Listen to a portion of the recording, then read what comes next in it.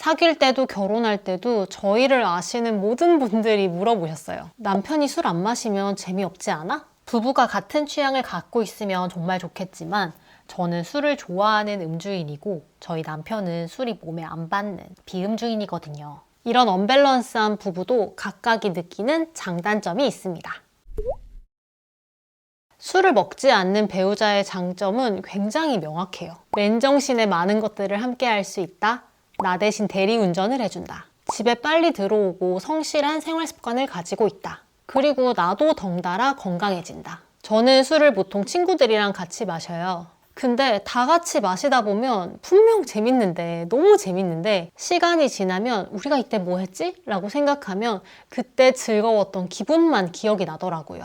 무슨 얘기를 했는지는 기억이 반이 날아가니까. 그래서 술 마시는 친구들이랑 해외여행을 간다? 그러면 재밌었다는 것만 기억납니다. 그런데 술 안 마시는 남편이랑 같이 여행을 해보니까 이게 평소 같았으면 술 마시고 있을 그 시간에 무언가를 경험하고 있고 깨끗한 맨정신에 여행을 즐기다 보니까 시간이 지나더라도 그때 너무 재밌었다. 그때 무슨 대화를 했었었는데 그때 했던 경험이 너무 좋았어 라는 얘기들을 계속 할 수 있게 되는 거예요. 이런 기분을 한번 느끼고 나니까 술 안 마시는 남편이랑 뭔가를 한다는 게 너무 즐겁더라고요. 두 번째 장점은 대리운전. 이건 말해 뭐 하겠습니까? 맛있는 음식을 먹으면 맥주 한 잔, 소주 한 잔, 와인 한 잔. 딱 그렇게 한 잔씩만 땡길 때가 있잖아요. 그런데 한 명이 술을 안 마시면 누가 운전할 건지 싸울 필요가 없습니다. 저는 그래서 사실 남편이랑 결혼할 때 내가 여행 가서 맛있는 음식에 맥주 한 잔이 땡길 때 운전 걱정 안 해도 되겠다 하는 게 꽤 큰 장점이었어요. 그리고 사실 술 마시는 분들께는 밤 10시는 대낮이다 라고 얘기를 하잖아요. 그런데 비음주인에게 10시는 귀가 시간입니다. 굉장히 집에 빨리 와요. 그리고 술을 안 마시는 사람은 우리가 술을 마시는 그 시간 동안 남는 시간을 굉장히 알차게 쓰는 느낌이었어요. 운동하고, 책 읽고, 공부하고, 여행 계획 짜고. 저는 조금의 죄책감을 느끼지만 사실 그 모습을 보고 있으면 되게 좋더라고요. 정말 건강한 생활 습관을 가지고 있구나. 정말 바르게 살고 있구나라는 생각이 들면서 그냥 보고 있는 것만으로도 제가 다 뿌듯해지는 그런 느낌이었어요.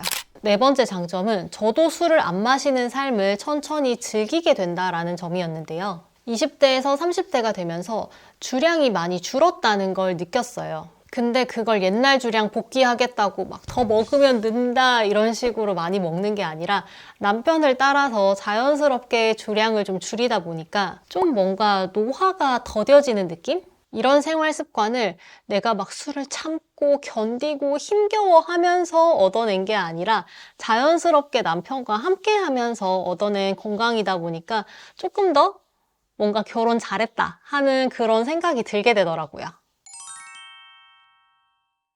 술 안 마시는 남편에게 장점이 정말 많지만 어떻게 사람이 모두 장점만 있겠습니까? 명확한 단점도 있어요. 그 첫 번째는 재미가 없다입니다. 당연히 남편과 지내는 거 너무너무 재밌지만 이게 남편과 놀아서 재밌는 것과 술을 마셨을 때의 즐거움이 조금 다른 재미로 느껴지더라고요. 이 재미의 종류가 좀 달라요. 술 마시는 사람들은 함께 취할 때의 그 재미가 있잖아요. 똑같은 말을 10번씩 해도 웃고 다음에 만나서 또 똑같은 얘기를 해도 그게 너무 재밌고.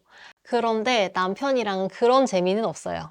이런 재미는 한두 달에 한 번씩 친구들을 만나서 즐기고 남편이랑은 평소에 재밌으면 되니까 저는 그 부분은 좀 해결이 되더라고요. 두 번째 단점은 와인 한 병을 까기가 힘들다. 맛있는 거 먹으면서 와인 딱 반 병만 먹으면 너무 좋을 것 같은데 라는 생각이 드는데 남편은 마시면 한 모금밖에 안 마시니까 이게 남는 양이 좀 아까운 거예요. 그래서 하우스 와인을 한두 잔 먹는 걸로 해결하고 있긴 한데 내가 먹고 싶은 와인이 있을 때는 그 부분이 좀 아쉽다.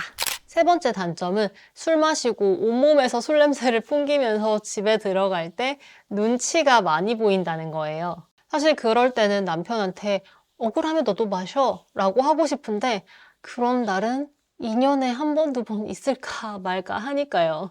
그리고 술 안 마시는 남편에게 물어본 술 마시는 와이프의 장점과 단점. 그런데 여기서 술 마시는 배우자의 기준을 알코올 중독자급은 좀 제외하도록 하겠습니다. 사실 그 정도가 되면 장단점이 아니라 단점밖에 없는 거니까요.